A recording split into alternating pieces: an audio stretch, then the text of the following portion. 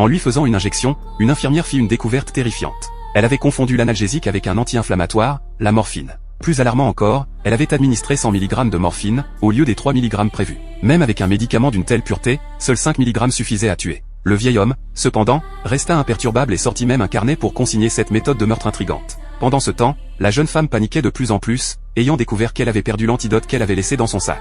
L'infirmière tenta d'appeler une ambulance, mais le vieil homme raccrocha au nez, car il vivait dans une villa en pleine nature et l'ambulance n'arriverait pas à temps. Pour dissoudre la jeune fille des soupçons de meurtre, le vieil homme la maîtrisa et lui demanda de rester calme.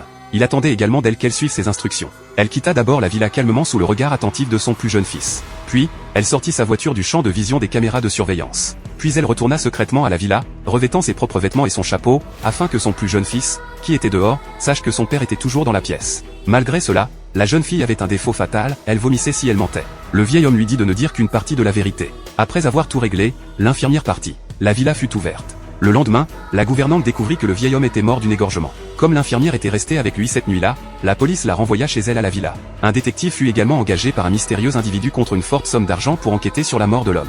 Après une journée d'observation, le détective découvrit que tout le monde à la villa avait des problèmes.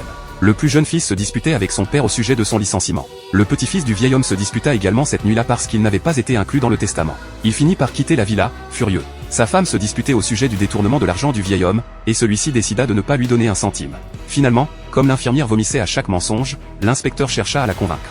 Interrogée sur ses agissements cette nuit-là, l'infirmière, par gentillesse, avoua tout. À ce moment-là, un avocat arriva d'en bas et déclara l'infirmière héritière ultime des biens du vieil homme. Cependant, la famille du vieil homme, déjà au courant de l'incident, estimait que l'infirmière était exclue de l'héritage en vertu du statut du meurtrier. L'inspecteur s'avança alors et déclara que la jeune fille n'était pas la meurtrière.